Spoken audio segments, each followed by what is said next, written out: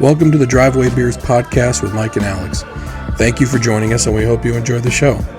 Please like, subscribe, comment, and share on any platform that you're listening on. All right, welcome back to another episode. We appreciate you coming back as always. Please like, subscribe, comment, and share. And if you can, if you're on the podcast platforms, if you wouldn't mind rating us on Apple Podcasts or Spotify. I guess Google Podcast is still a thing, although I heard they're switching that to YouTube Music eventually. So if you're listening on Google Podcasts, I think that might go away eventually. And you might end up listening to us on YouTube Music. But if you're listening to us on any podcast platform, please give us a 5-star rating, if you will. Or if you don't like us, give us a 1-star rating. Tell us we suck. But at least that way we know you're listening. And don't forget to check us out we're on Twitter, Facebook, Instagram. Although I think I post the same photo on Instagram and just change the episode up. But, but I think it's the same picture every time. We appreciate you listening. If you have any comments on the show, let us know. You can comment on Facebook, on Instagram. You can tell us we suck on Twitter. It's just nice to know people are listening. Although we know you're listening, we see the downloads. So that's good too. Want to thank Brian Schilling at AnnapolisHomeExperts.com. If you need a real estate agent looking to buy or sell a home in the Annapolis or Anne Arundel County area, give Brian a call. Brian's a really nice guy and will treat your transaction as if it's coming out of his own pocket. And that's really all you can ask from a real estate agent, is that they treat your money like it's their money. Will not get you in a bad transaction. And that's what I look for in a real estate agent. He's also, because he's so well connected in the area, he can get you into houses before they actually go on the market. And as a selling agent, he knows enough of the agents around the area that he might have the house sold before it hits the market. Right now, that's happening in this area. Just a rough market, and you don't want to go into it without an experienced real estate agent. And AnnapolisHomeExperts.com with Brian Schilling is the way to go. I want to thank Cheers and Spirits in the Arnold Station Plaza. Last week we tried the Basil Hayden regular. We never gave the final verdict on it. No, we didn't. So I'm a bit biased when it comes to Basil Hayden because it's probably my first foray into bourbon, and I still really enjoy it. It's super. I mean, it's only 80 proof, so it's not super spicy, and I'd say it's good flavor. Either on the rocks or neat, or just a little bit of water in it. So I don't know. I'm a fan. I'm a little bit the opposite. So I don't dislike it. Mm-hmm. I just think, and this is probably like a $35 bottle or $40, something like that. I think we've had some others in that range that I probably would go for. Mm-hmm. But like I said, if someone poured this for me, I wouldn't be upset. I drank it. I drank it all last episode. It tasted good. Mm-hmm. It reminded me a little bit of the toast, where I felt like there wasn't a lot of taste to it. It was weird. Like, it didn't have a lot of some of the sweetness that some of the other ones we've had. Okay. To me, it's a very it's like plain chicken, right? Like, I like chicken, but there just wasn't much flavor to it for me. I gotcha. Yeah. So I don't dislike it, but I probably wouldn't choose it. Yeah. That's just me though. So I really enjoyed that real high test stuff that I got, that Slow Ambler. Yeah. Because it really had that the nice cinnamon taste. So, but I just liked it. It's a nice, easy drinking bourbon. That makes sense though. You and I definitely, I think what we found out since we started drinking bourbon, you and I definitely have different tastes. We have different palates for it. Mm-hmm. Where some of the stuff I really like, you'll think is okay. Some of the stuff you really like, I think is okay. Yeah. The funny part was when we had that tin cup, we both were like, "Oh, this is garbage." And I thought that was gonna be so good. I was so hyped up for that, man. Like, the reviews on it were like, "For the price, you can't beat it." It's like, wow, this tastes like shit. Yeah. It's probably the only one that I really didn't like. Yeah. Of all, there's one other that had a real chemically taste, and and the Basil Hayden toast kind of had a taste. It had that taste like burnt nuts almost. Like it just wasn't. It didn't do a whole lot for me. We might not be a toasted fan. You could be. I mean, maybe that should be the next episode. We try another toasted product. Yeah. Because we haven't gone back to one since then. No, we have not. So maybe next time I'll look for another toasted product. See if you have any recommendations for a toasted bourbon that might be better than the Basil Hayden toast or might be different. Let us know. Because people seem to love these toasted products. Like, oh, it tastes like marshmallows, and I'm like, I don't get that at all. Yeah. One other one I want to try before the year's up. And I don't really know if I'm going to say this correctly. Is like either like, not quite a sherry, but like a port finished. Okay. Where like they finish it in a wine barrel. Mm-hmm. Or is that just sherry? So there are two fortified wine. Well, there's port and sherry. Okay. So they're different. Yes. Okay. Yeah, there's two different kinds. There's a port, and then there's a sherry. Okay. So when I was a kid and going to church, they always served. Most of the time it was port. Sometimes it was sherry at communion. So just a little bit, but there's actually a story behind it because after the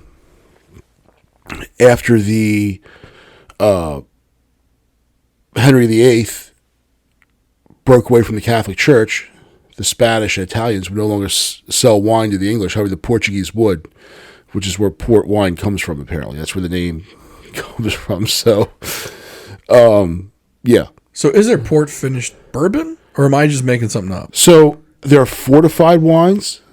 So it's not like a cognac or a brandy, I guess, which is wine that's gone through a distillation thing, as I understand it. And I could be way wrong. But I think there's port and sherry. They're just sweeter and have more alcohol content than regular wine. And they do come in a barrel. So that's probably what they're finishing the bourbon in, is that port barrel. I think we just found an episode. Yeah. We got to find someone who knows the difference between a port, a sherry, a bourbon finished in like a wine barrel, and like a cognac. You say there's cognac. See, what's cognac? I don't even know what that is. It's French. It's just French bourbon? No, it's not bourbon at all. What is it? I don't know. That's why we need an expert. It'd be great if we had a machine around here that we could ask. I know, right? Tell us. like a Jamie, who's not a machine, but yeah. All right, so that's the task for the next thing. Because we're gonna read it. We're gonna ask Google, have it read it. I'm gonna duck go it. I don't Google anything. Oh, okay, then protect your privacy with DuckDuckGo. We're not sponsored by that, by the way. You're not at all. However, DuckDuckGo, if you care to sponsor this, we're open for sponsorships. DuckDuckGo. Let's see. I think what we got to do is we got to find an expert and do a show on it. That's what we got to do. We should drink some port and sherry too. Well, that's what I'm saying. Like we'll have them come and we'll do shots of port and sherry and cognac. Yeah, so cognac is just a variety of brandy. So what's brandy?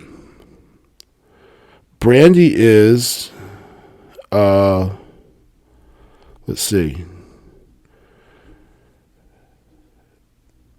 So it's using twice distilling wine. So it's distilled wine. That's what. I think now I'm just curious. I want to try it. I imagine it's sweeter than bourbon then. So it's the difference between sparkling wine and champagne. Champagne has to come from a certain region in France, or it's just sparkling wine. Okay. But everyone calls it champagne because that's what they call it. Right. So cognac is just from the it's from that region of France. So brandy and cognac are the same. Yes. Okay. I still want to try it. Yeah. I think it would probably taste pretty good. Yeah. Is Courvoisier cognac or is that brandy? Jesus. Right. See, I don't know anything about that. No, I don't know. That's what. Okay, we're bringing in an expert. Yeah. Maybe not next episode. One after that. Right. We're gonna try brandy and cognac, or and then maybe like a port finish. I don't know. We're gonna figure this out. Right. Now, once distillation is complete, cognac must be aged in a Limousin oak cask for at least 2 years before it can be sold to the public. It generally goes to the cask at an ABV of 70%, and it evaporates rate of 3% each year.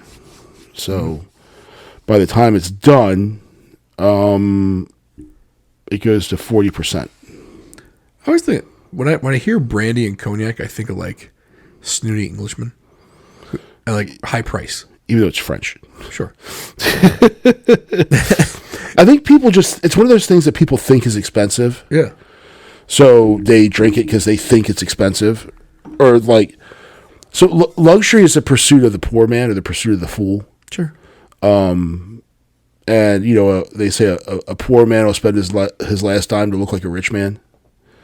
So, and I see it all the time. Like, you go down, so where we live, our neighborhood, now we're not on the water, unfortunately.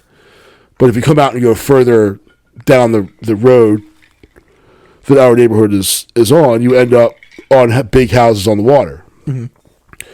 And I'll see those, people coming from and they're, see the old guy driving the old Mercedes-Benz, probably a millionaire several times over, but he's driving an old E-Class from the mid-90s, still runs because he takes care of it really well.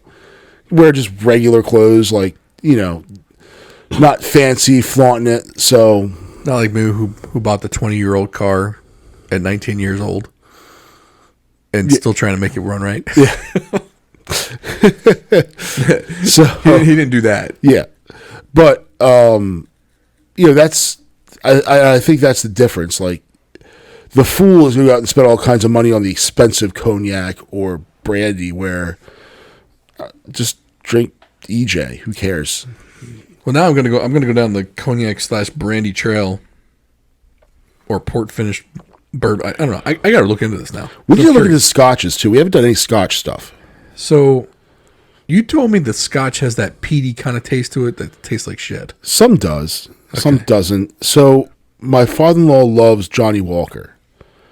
But there are other. Now, Scotch always makes me laugh because they always have names like, there's like the Glenfiddich, the Glen Moraney, the something. Right. Like, the McCallahan. Like, but the McRib. Yeah. Right?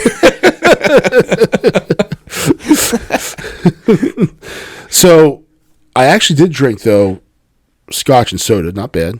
Yeah. It's just soda water with Scotch, I guess. I figured all the ingredients are in the name. We had a really good old fashioned. It had Angel's Envy, bourbon, and the bitters and the sweetener, but then it also had Di Serono in it. Okay.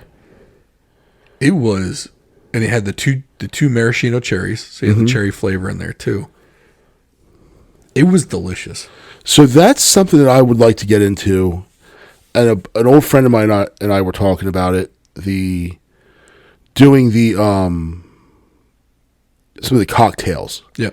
Like, I think I'd have to go through we have this ongoing text, thing. We're always texting each other during Caps games, and it's called like a gin fizzy or gin, like, sure. And then there's like Tom Collins and a highball and old fat. I don't know how to make any of these things, but they sound pretty good. So it's the old school cocktails. It's not this new stuff like, what was the one that everyone was drinking where it was the mint that was muddled in the glass and God, I can't remember what they're called. Mojito. Oh. Bartenders hate them. You ask for mojito, they're like, douchebag. Because it's a lot of work.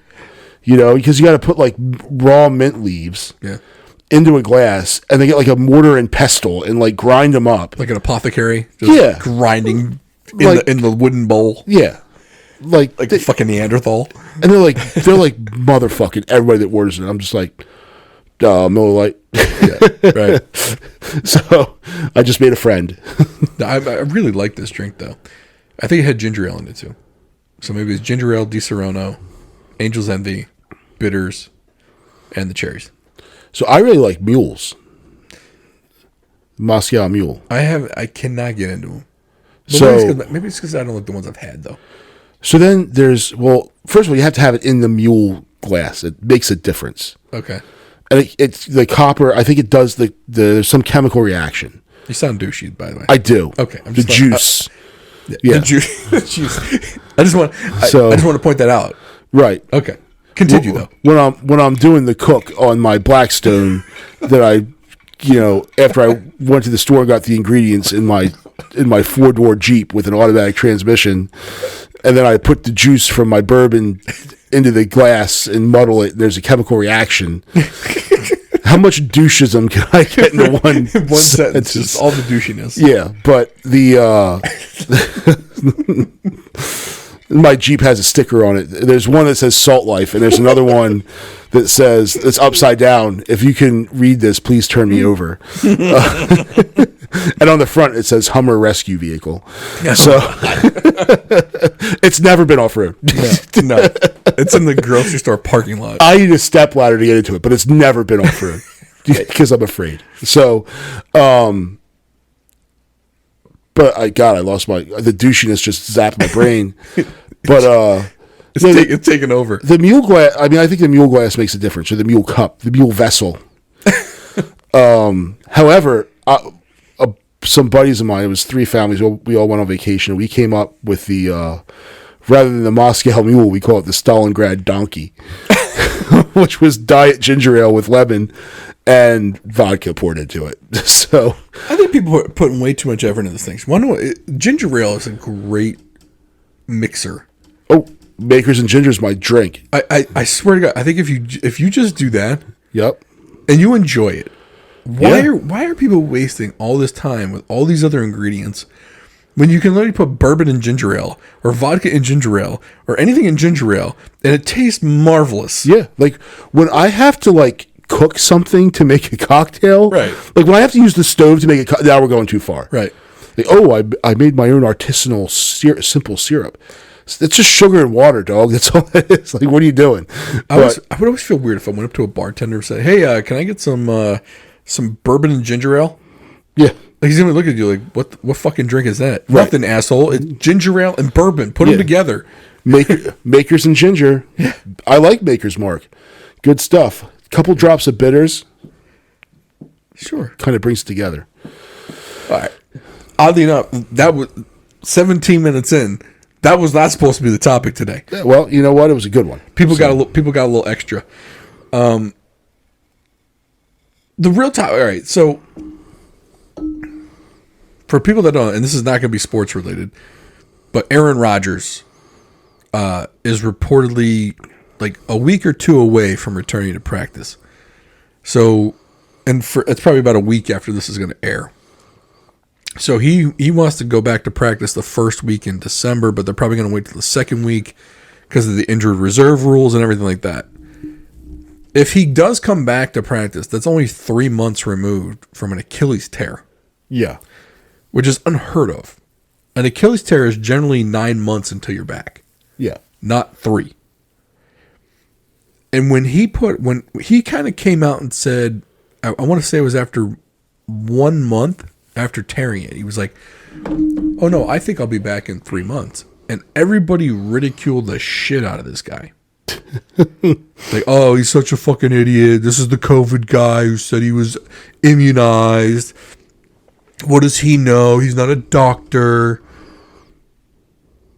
And then again, people like Dan LeBetard bring out his name because Aaron says, "Well, I think I'm going to be back in 2 to 3 weeks at practice and possibly play in later December after 4 months." And of course, people that can't think out of their own box because it hasn't been done yet, they can't say, "Oh, well, maybe it will." No, instead, what they do is they go after his character. Mm-hmm. They said, "Oh, and of course, he's gonna," and he says this on the Pat McAfee show. He's paying him to be there. It's like, you douche. You got fired from ESPN because you were a douchebag. It's hard to do, by the way. Stephen A. Smith is still there. Yeah, there's a lot of douchebags still there, but you, King Douchebag, got fired. But there are other people that have that same mentality of, fuck that guy. He was the COVID guy who said he was immunized even though he didn't take the jab. Right. What does he know? You know, even though the guy, and he believes in, you know, he did the ayahuasca trips and all this other stuff, which is like the highly psychedelic drug or whatever. Apparently when you do that, like, you have like explosive diarrhea and all kinds of other shit. Yeah, there was a guy. I wish I could remember the series, but this guy, this pharmacologist, basically went around the world and looked at alternative drugs, and he went down, I think it was to Brazil, and did like a ayahuasca trip or something like that at a compound that specializes in ayahuasca. Yeah. And like he kind of chronicled it, and they videoed some of it, and it was crazy. It was crazy as it looked, but it's like if you bring up any kind of alternative medicine to some people, they absolutely lose their shit. Oh yeah, like that's not science. Well, motherfucker, maybe it is. Yeah, like I'm gonna believe this sports talk asshole in Miami, right? Like I shouldn't believe the actual, like, the Dr. McCulloughs of the world. Sure. But I should believe the freaking douchebag that got fired from ESPN. Yeah. That was too much of a douche to even work there. Right. The thing that gets me is that rather than look at the medical history or talk to, let's say, rather, like, you're calling out Aaron Rodgers to debate you. Mm-hmm. He's not going to do that because he fucking hates you because you're an asshole. But you won't even bring his doctor on. Right. To say, hey, how is this possible? You're not looking for truth. You're looking for Aaron's name for people to listen to you. Which is exactly why I'm going to name this episode Aaron Rodgers Sucks. Because I want people to listen, because I want people who love and hate Aaron Rodgers to listen to this. Yeah. Right? But that's what Dan LeBetard's doing. Except he's a multimillionaire with a radio show who doesn't need to do that bullshit anymore. Mm-hmm. But he's doing it because nobody's probably listening to the show anymore. Well, yeah, because there are certain people out there that are lightning rods. Yeah. And they want people who are going to... So, like our intent of naming the show Aaron Rodgers Sucks is to get to people that like Aaron. Like, oh, screw these guys. I want to hear what they have to... And then also the people that actually feel that way, they're going to say...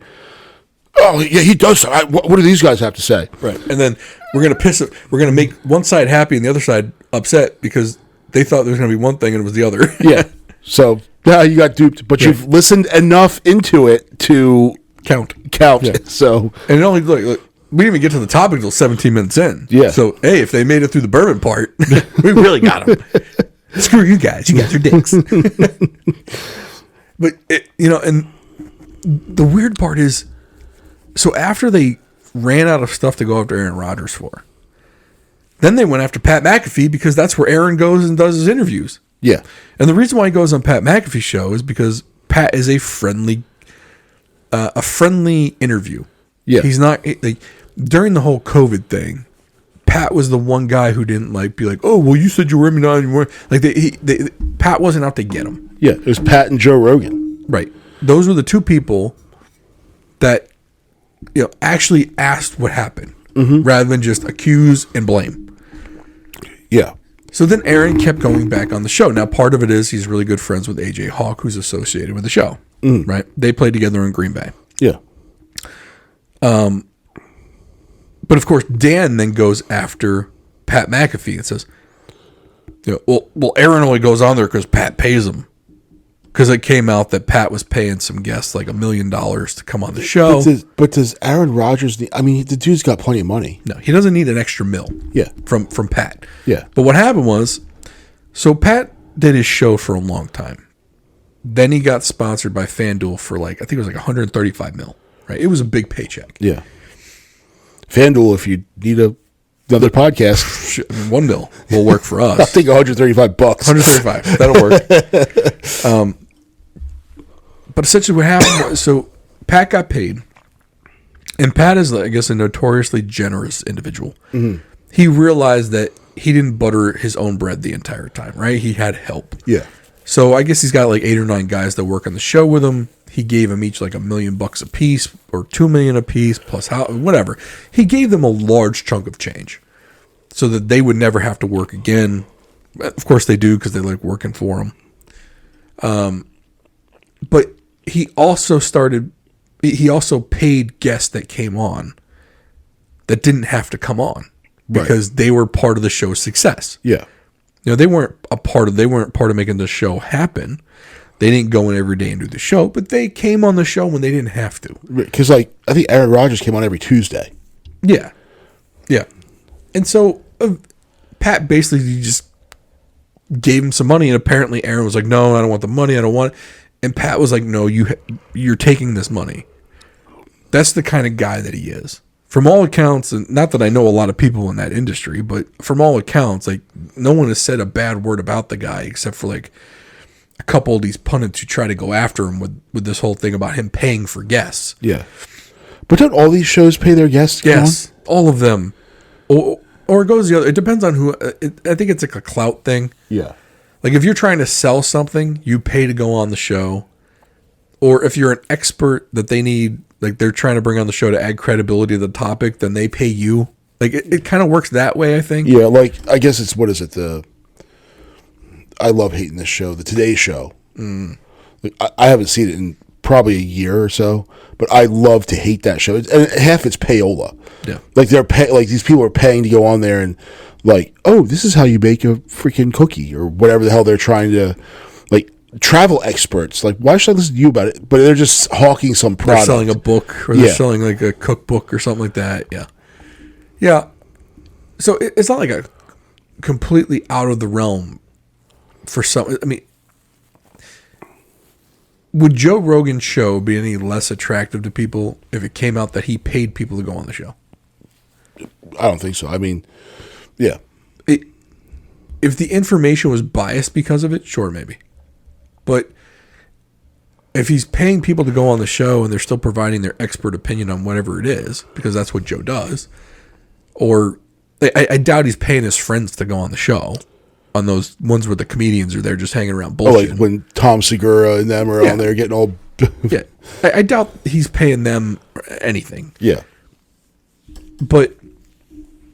And to be honest, I'm surprised. I doubt he would pay anyone. I'm sure people are just going on there for free because it's free publicity. I just listened to the episode with he had with The Rock, and what's he going to pay The Rock to come on the show? Like what?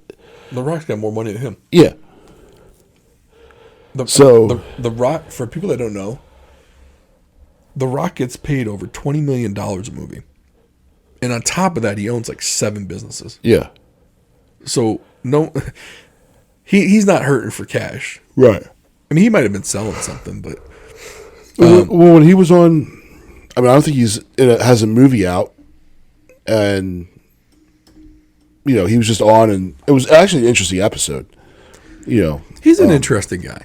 Yeah, they talk a lot about working out, and you know. I'm sure he was probably doing some PR because of the whole Oprah Winfrey Maui thing. They did talk about that. Yeah. How they got it, you know, and then he talked about how he got into wrestling, which is a interesting story. So his dad was in it. Yeah. Rocky Maivia was his dad. Yeah. And then when he got into wrestling, he ended up getting into it. He's playing in the CFL. Yep. And ended up getting like a tryout, and Vince McMahon, like, so there's this one guy that was like super like influential and said, hey, can you do Monday Night Raw? Oh, when? Tomorrow. Like, it was crazy. Right. And he went on as a heel, which is like a bad guy. Yep.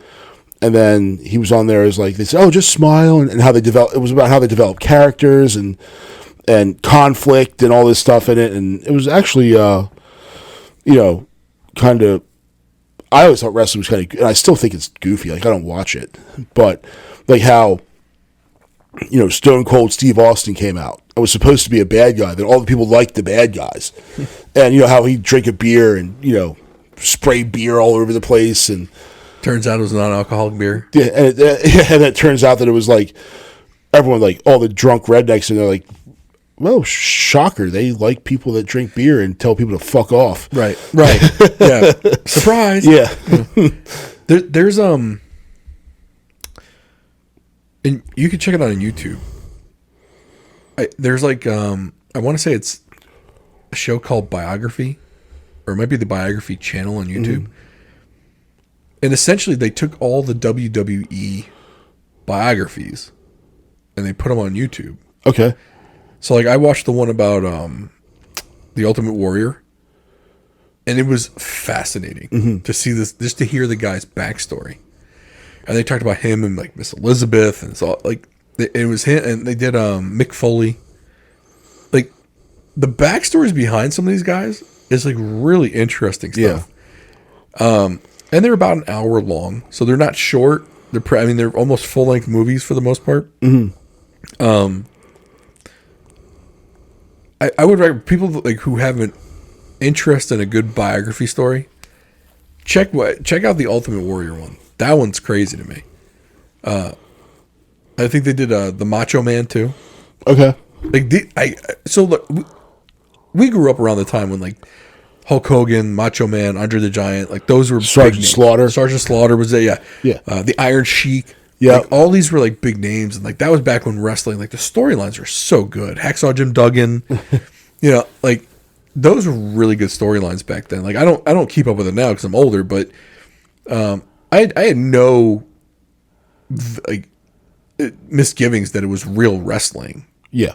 But the storylines were great. The soap operas for dudes. Yeah, I mean, and the matches were exciting. Yeah. I actually went to one as a kid at the Cap Center. Oh wow! But it kind of killed it for me though, because when you go there live, you see how far away the hits are from actual hitting. Yeah. They use camera angles masterfully for the non-live show. So when you're at home, it looks real. Yeah. But when you're there in real life, you see how far away like the punch is from the face. Like it's nowhere near it. And like the chest slaps, well, the slap is actually coming from the guy slapping his own chest. Yeah. And he's not actually hitting the guy's chest. It was just real interesting to see it live. But it did kind of kill some of the mystique to it. But no, I would recommend, like, for people that they kind of grew up on this stuff and want to hear the backstory of those old like 80s and 90s wrestlers, just check out Biography on YouTube and you'll see it. Or just type in the name on YouTube and you'll see the documentaries they have on there. But going back to Aaron Rodgers. So Aaron Rodgers was the lightning rod because of his whole immunization. And for people that don't know, in the height of COVID, NFL players were supposed to have gotten the jab. And Aaron didn't because he was allergic to some of the ingredients in it. Yeah. And he could have taken the Johnson & Johnson jab, which ironically enough, he now works for one of the Johnsons on the Jets. But I guess the Johnson & Johnson shot had just gotten pulled off the market, so he couldn't take it. Yeah. So he did some natural homeopathic thing, and he said, when they asked him if he had been vaccinated, he said, oh, well, I'm immunized. And people thought that meant he got the jab. Right. Well, then it came out that he didn't. And people thought, oh, he's killing babies. I can't believe he put other people in danger. He's killing grandma. You remember all those things. Yeah. So, of course, he was a lightning rod for the CNNs and the ESPNs and all the N's and all the networks and all this stuff. And so, and then he was talking about his ayahuasca trips and all this other stuff. So then they bashed him for that. Basically, anything this dude says now, he's like vilified for it. Oh yeah, and so that's what happens when you go against the mainstream. And so then he comes out right after he gets his Achilles surgery, about a month after, and he talks with the doctors. He says, "Oh, I'm going to be back in 4 months." They all think, "No, oh, he's nuts. He's a quack. He doesn't believe it's science." Right. And now all of a sudden he's going to be coming back to practice, and of course people like LeBetard are like, I'll believe it when I see it. Or they actually said, oh, he didn't really tear his Achilles then. It's like, God, you people just don't want to believe anything. Or you just want to shit on this dude. And then they, instead of just going after Rodgers, they went after, of course, Pat McAfee, because that's the only show he goes on.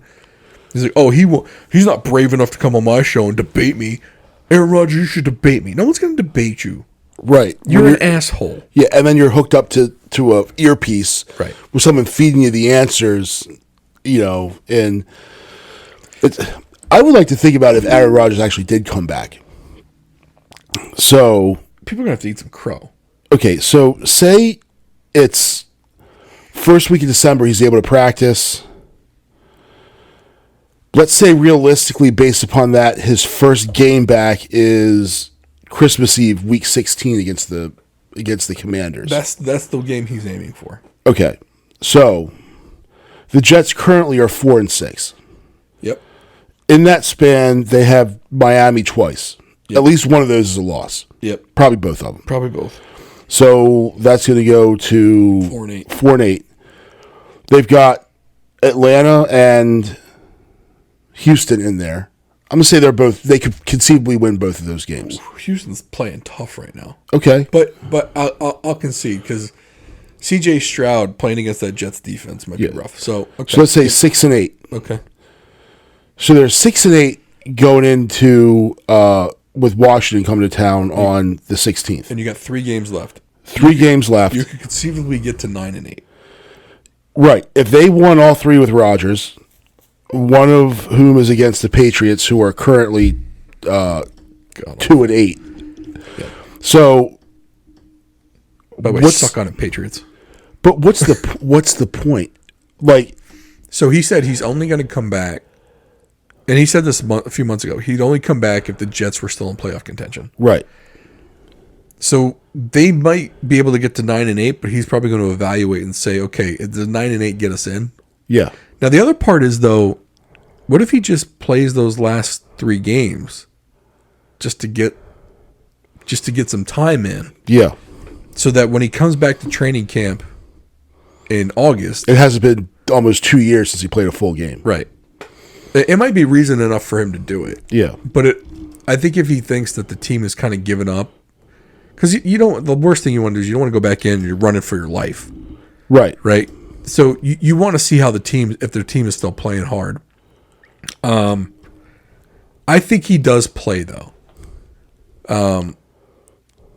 Whether the Jets can beat the Dolphins once, I don't know. That team is really good. Yeah. I think they're probably going to go 1-3. Yeah. And then you're looking at. So they go 1-3 over those, So now you're looking at 5-9. Yeah, you're out of it by that point. Going into with DC coming, you're going to win that game because for whatever reason they just can't seem to do anything right.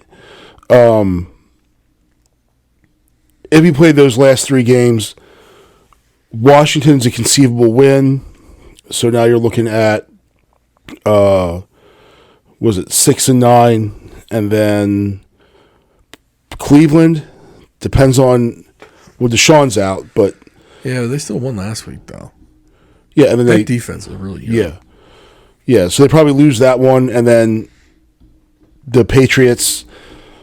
That could almost be considered almost like a Washington Dallas game. Like one or two of those teams could suck, but somehow they will find a way to bring it for that game. So that's all got to do with how the Patriots got Belichick away from the Jets. Yeah. Or was it the Patriots got Bill Parcells away from the Jets? There's some bad blood there because of coaching, but I mean, it'll be interesting. I think he's going to come back and play at least a couple of games, but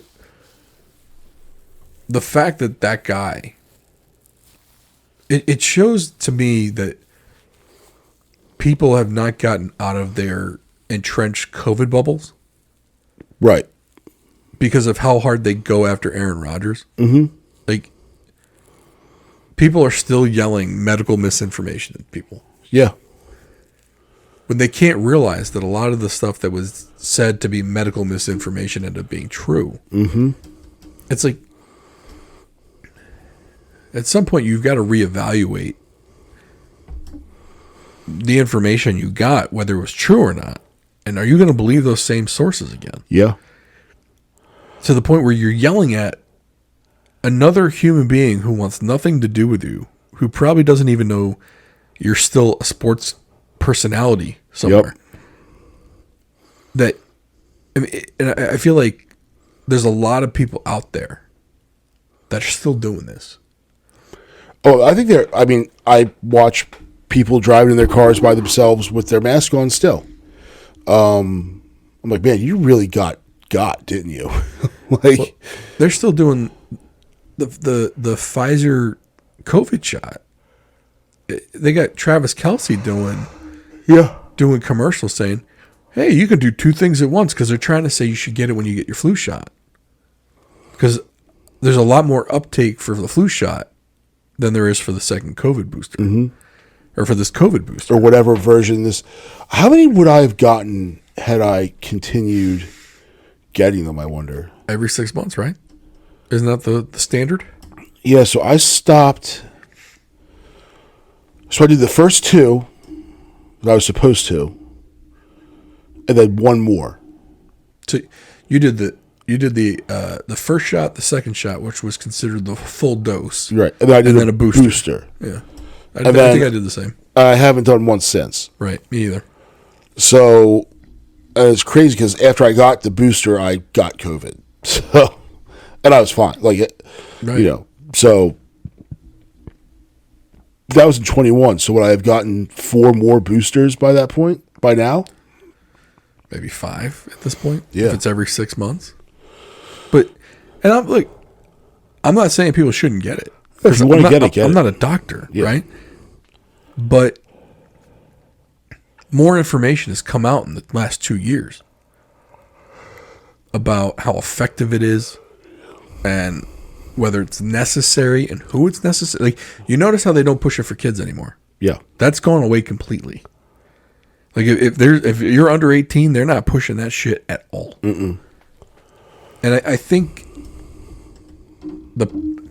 everyone but Pfizer kind of realizes that, hey, we kind of fucked this all up. Yeah. Because eventually there's going to be something that comes around. Mm-hmm. And if you got probably now 60 to 65, 70% of the country that isn't going to believe what you have to say anymore, your effectiveness as a governmental agency is gone. Right. You've sacrificed your own credibility. Right. And in fact, you now have to worry about what you say, because what you might now say is going to be automatically deemed to be false by probably 40% of the population. Yeah. 30% is going to definitely question it and probably be longer to uptake. And the other 30 will just take it because you said so. Right. They're the ones that are wearing their masks in their cars by themselves. Yes. And then when they were actively slandering, because the only reason they were able to operate under the emergency use authorization, say that one a couple times fast, was because there was no other sort of treatment for it. So that's why they went after, that's why they went after ivermectin, hydroxychloroquine. What are the ones? There's another treatment that was going around. That's why they went so hard after those, was because if those were deemed effective, then the EUA goes away. Right. So, that's why they, when Joe Rogan, they said the horse paste and they made him look like he was yellow and all that crazy, like that alone was incredible as far as a case study of being lied to. Yeah. Like the doctored video, and then the multitude of times certain media outlets said, oh, it's horse paste, and then the CD saying, you're not a horse, you're not a cow. Yeah. Like, that was extremely coordinated. And then when they had the video of, they said, oh, this Kansas City ER is overrun with people overdosing on ivermectin, and they were wearing like long coats, and it was in the summertime. But no one. That was the Rolling Stone article. Yeah. When they interviewed a doctor who didn't work there. Yeah. But what gets me is how no one questions it. No one calls them out, and that's what I find so troubling. Is you have all these people that just don't call them out. They are just. It was funny. So there's a very popular podcast called the H3 Podcast with Ethan Klein as a host. I had never heard of this guy until COVID.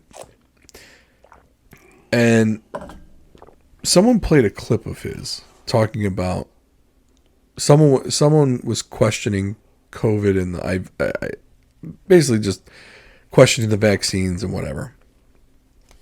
And he goes, "Bro, it's the government. They know what they're doing. Just they did all the research for you. Just do what they're telling you." I'm like, you have an audience of millions, and you're telling people this?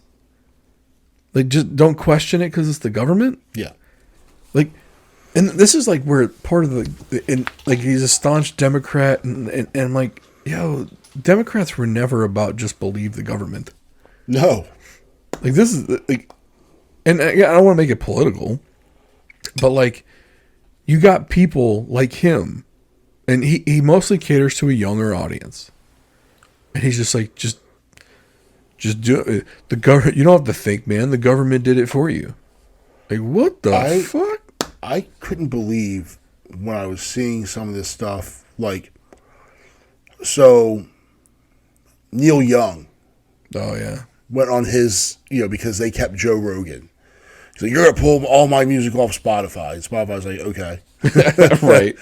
But, like, Neil Young wrote, "Keep on Rocking in the Free World," Southern Man, like, all these songs. Like, he was, like, one of the counterculture. Like, my mom and dad, I don't want to say they were hippies because it turns out to be an actual hippie. Back then, you needed, like, money to do it. They didn't have any money.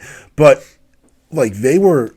more like they taught me to question everything the government said, and but then you had like from our generation, like Rage Against the Machine, and Zach De La Rocha became like a straight up like shill for the government. Well, it's Tom Morello. Yeah, I didn't hear anything from Zach. It was Tom Morello though fuck, man. But still, I mean, but Rage never like distanced themselves from. Well, I think isn't Zach De La Rocha like in some like isn't he like in Belize like just off the grid? Yeah, but he's still. I mean, he just did a show. Oh, did he? Yeah, they went on tour. He was with the band. Oh, yeah, I didn't know that. Yeah. But they didn't do that fucking song. Right. F you don't do what they told you. Yeah. Like F you do what they tell you. Right. Huh?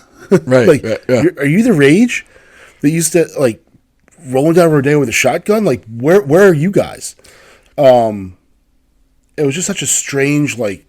Everyone just kind of Howard Stern becoming like a complete just wacko for it. That guy was super anti government, do what they tell you stuff. Yeah. And now he's like I guess he didn't leave his house until like last year. Yeah. Other than go to work.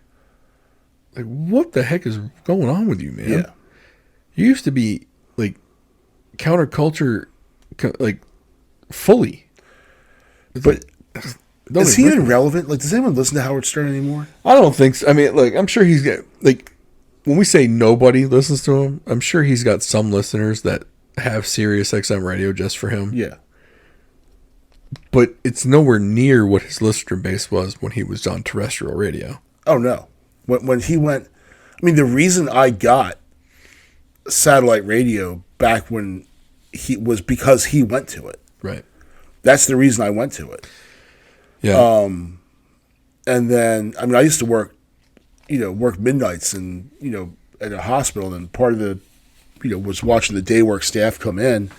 And I'd be sitting in the security truck watching, or listening to Howard Stern on the radio. Like, that was the highlight of my day. And now, like, I don't think I listen to him about anything. Let me ask you. So Joe Rogan's contract with Spotify is almost up. Mm-hmm. I think Spotify is going to want to re-sign him. Yeah. But if you're Joe Rogan, what do you do? I don't think he needs them. But do you stay with them out of loyalty? Because you know how many calls and I'm sure some of the some of it was very forceful to get rid of him, Oh yeah. and they stuck with him. Mm-hmm. So does he stay out of loyalty? Because it's going to be a lot of money. Does he stay with him? It's a ton of money. And the thing is, like, now he did waver a little bit. He issued some apologies and crap like that. But I don't really, when they're going after a comedian for using insensitive language, the guy's a comedian. Like, that's what comedians do. Like, it's not funny if you don't do things like that, because look at all the unfunny comedians and what do they have in common? Yeah. Well, I just love it when Chappelle was in, when they were all flipping out about him, and he said, "Okay, I'll sit." There's this one comedian, all she has is, "I'm a lesbian." Like, that's her entire bit, and he came on and said, "I'll meet with you guys, but you have to admit that this woman's not funny." And they wouldn't do I it. remember that. Yeah. And she's not. Right. Like, I can't see, and there are some really funny female comedians, but like when it comes down to, like, she just wasn't one of them. no, she wasn't one of them. Yeah. And then when your entire bit has to do with your menstrual cycle, like, you're only really appealing to half the audience, and Right. probably only half of them are going to really think it's funny. Like, it's like potty humor. Right. Well, it's why Amy Schumer's not funny anymore. Yeah. Like, She's another one that went full on wacko. oh, she did. She used her kid as a prop. Look who her uncle is. Who is her uncle? Chuck Schumer. Oh, is that really her uncle? Yeah. Oh, I didn't think that their was family. real. Yeah. Hey, yikes. All right. I mean, So like Taylor Tomlinson's she's a young comedian. I think she's funny. Yeah. But she just signed to do a late night show. I'm like, oh, well, there goes your funniness. right, I know. Yeah, there's quite a few funny ladies out there, but Schumer's not funny. Like, her initial raunchy comedy, like her initial special was funny. Yeah. But then she just tried to keep redoing the same bit. Yeah. This is not fun. Okay, we got it. You did that the first time. Like, a lot of times with comedians, it's their delivery that's the funny part. Mm-hmm. It's like they could say anything. They could put any words together in a sentence, and it's going to be hysterical because of the delivery. Yeah. Like, that's what makes, like, Chris Rock funny. Kevin Hart is hilarious with that. Chappelle, same thing. Yep. Like, it's the delivery, the cadence. And she didn't have any of that. She had funny material, but once you use that funny material, you got to have something new. Yeah. Or you got to have that funny delivery and cadence. It works for men too. It's like why Bert Kreischer's second special wasn't funny, because he was still trying to play the beer frat boy. Yeah. Well, that shit was funny the first time because you had a story and a whole story that went with it about your trip to Russia and all this, and it was funny. Yeah. You try to do the drunk frat boy thing again, it's not funny anymore. You know, and that comedians don't get that. Like, they feel like it's their persona is the funny, and it's the delivery that's funny. It's like how you deliver a joke. Jerry Seinfeld Yeah, made jokes about nothing and didn't swear, but it was his delivery. yeah. So I mean, Bill Cosby, rest his soul, or at least the funny part of Bill Cosby died. He had a delivery to him. Mm-hmm. Richard Pryor, the delivery. Yeah, they came up with new things to be, like, new topics, but the delivery was always consistent, and that's what made it funny. right. And a lot of young comedians don't get that. Like, you might have your initial set and routine might be hysterical, but you can't then try and copy that material, change it up a little bit, Yeah. and it's gonna still be funny. Like, no, we heard that already. Yeah. What's the new story? What's the new funny thing? Yeah, there's a couple out there that I like. Like, I like Matt Rife. Young, a lot of his stuff is audience, So yeah, and like the older ladies love him. well, because they all want to bang him. Yeah. The kid's a thirst trap. Yeah. Like, so here's the thing. I've seen 2 of Matt Rife's specials. Mm. The specials are okay. It's kind of a running joke that he's funny because of his crowd work and that's it. Mm-hmm. It's kind of true. The crowd work is the funny part. Yeah. Right? I've seen the specials where he just does the stand-up. It's okay. it's not as funny as like Bill Burr doing stand up. Right. Bill Burr doing stand up is hysterical. Yeah. Matt Rife doing stand up is okay. Like there were some funny parts, but like the last one he did, the one that just came out on Netflix, it was like he was trying to, like, he was having a conversation, but it's like a bit here and there was funny, but then he would stray back into the story that wasn't funny. Oh yeah. And so, or not, it was, I enjoyed listening to it. It wasn't that I didn't agree with what he was saying. It just wasn't a comedy bit. But then you see his clips on like YouTube, and I don't have TikTok, so I see him on YouTube where he does the crowd work, and that's funny. Yeah. Right. And that is, so I enjoy listening to the clips, but like I said, the two specials were just, they were okay for me. Have you?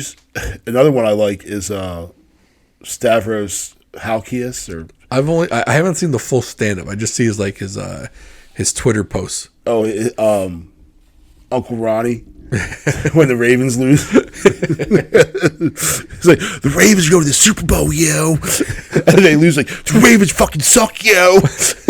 How do you lose to the Browns? And he has that ridiculous ball. He's from Baltimore. Is he really? He grew up in Greektown. Okay. He went to Towson.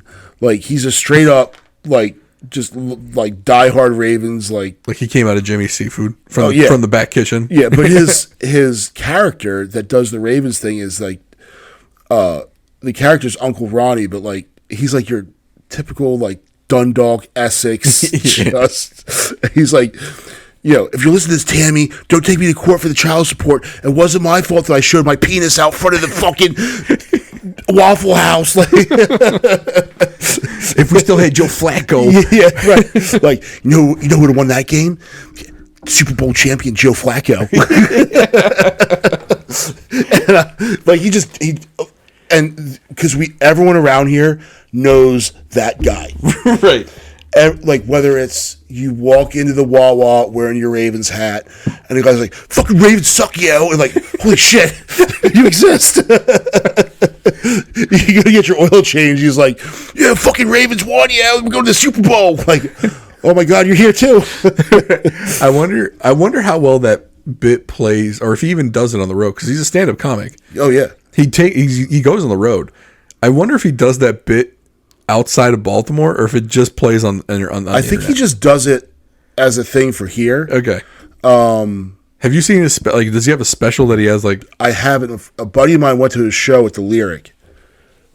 They said it was a good show, and he didn't do it there. Oh, really? Yeah, and that was in Baltimore. Right. So that's something he just does for the Ravens, and I feel like it wouldn't play well on a stage, so it's probably good that he doesn't do it. But it plays really well in those little short clips he posts. Yeah. It's hysterical. Now, what he does, like, he'll go, like, when he goes to Detroit, he'll like find like the Detroit version of that and make fun of it. He'll go to the Boston and make fun of the Boston version of that. So, like, he kind of finds the worst part of each city and kind of plays to it. Because everyone knows that guy. Oh yeah, right. Every guy that he's playing, everyone knows that guy. Yeah, and that's part of what makes comedy funny is there's truth to it, and you're like, oh shit, I know that guy. Like that guy changed my oil last week. that guy made my Wawa hoagie. So the problem is for a guy like that, he's got to be able to deliver. He's got to find another routine and be able to deliver it so it's still funny. Yeah. Because he can't keep doing this. Right. Because eventually everyone's going to have seen it. Yeah. So like if he goes back to Baltimore, he can't do the same set in Baltimore. Yeah. So it's tough for a comedian to do that. But we where do we even start off this? I don't remember. So Aaron Rodgers, I think was what. Yeah, I think we did 17 minutes of bourbon talk. So and that's probably why we don't remember where we're at now. That's right. I'll be interested to see if he comes back. For the thing that surprised me most, and I think this was the point I was putting out there, was that I'm wondering when people are going to kind of. I don't even know the right word for this. When they're going to come out of their bubble and realize that they were sold a bill of goods. Yeah. More or less. I actually don't think a lot of those people will. I think there's a lot of people that were so bought into it and were so nasty to other people that they can't all of a sudden come around and be like, hey, I fucked up. Because their egos won't let them. You do see some people doing that, though. Now, well, but then it's right. it's also kind of passive aggressive. Like, give people space to forgiveness, forgive them. Like, but there's nothing like there's no apology. It's just you have to forgive them. So I equate this like when we were talking about Bill Maher in another episode, and even when he does some of his bits on like new rules or whatever he's doing on his show, he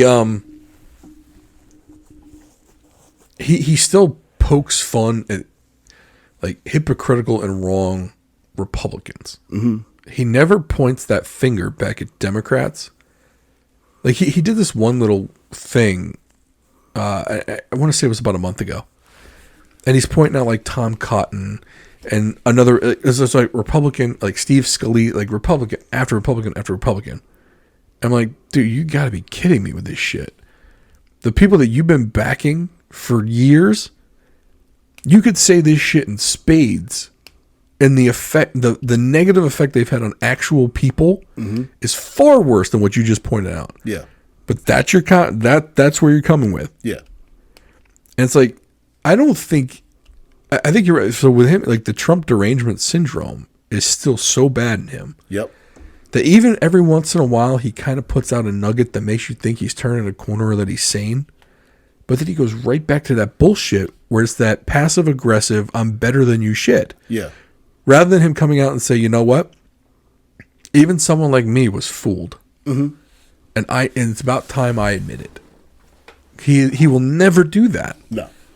His thing is, I'm a rich son of a bitch with a TV show, and I'm never going to be wrong. Yeah, fuck you. Yeah, basically. Yep. Like, he loves to one of our buddies, he likes to send that Dave Chappelle meme when when Dave Chappelle was doing that skit about working at the copy shop. Mm-hmm. He goes, and it was like, the customer is always wrong. Why? Fuck them. That's why. Yeah. and that's like Bill Maher's like attitude. Yeah. It's like, I have this audience that I really misled for years, but you know what? Fuck them. That's why. Yeah. I was like, okay. That's why I'm like, can we even move on with a guy like that? It's like, he doesn't see it. Right. He can't see the forest of the trees. You know what I'm saying? So, you know, for like a guy like that LeBetard guy to call out Aaron Rodgers again, even though he proved to be right the first time, and LeBetard was wrong the first time when he called him out. Now he's going to call him out again? Yeah. Like, you're going to go back to that well? Maybe he's right. Maybe Rodgers is right this time. Yeah, but there's enough people that'll just, oh, yep, Because they want Rodgers to be wrong. Yeah, because it might vindicate the first time when he was right. Yeah, wearing their mask inside their house by themselves. It's nuts, man. I don't think people are going to come out of that cave for a really long time, if ever. They might die. They might die in that cave. Yeah. And it sucks. But we hope you enjoyed this episode. Thank you to Cheers and Spirits in the Arnold Station Plaza. Brian Schilling at AnnapolisHomeExperts.com. Rate us on the Apple or Spotify podcast platforms if you're there, please. You seem to have enjoyed the whole show because you're here still. So give us a thumbs up, like us, comment. If we said something stupid, let us know in the YouTube comments if you're there. Or leave a comment and tell us we're stupid. We'll see you next time.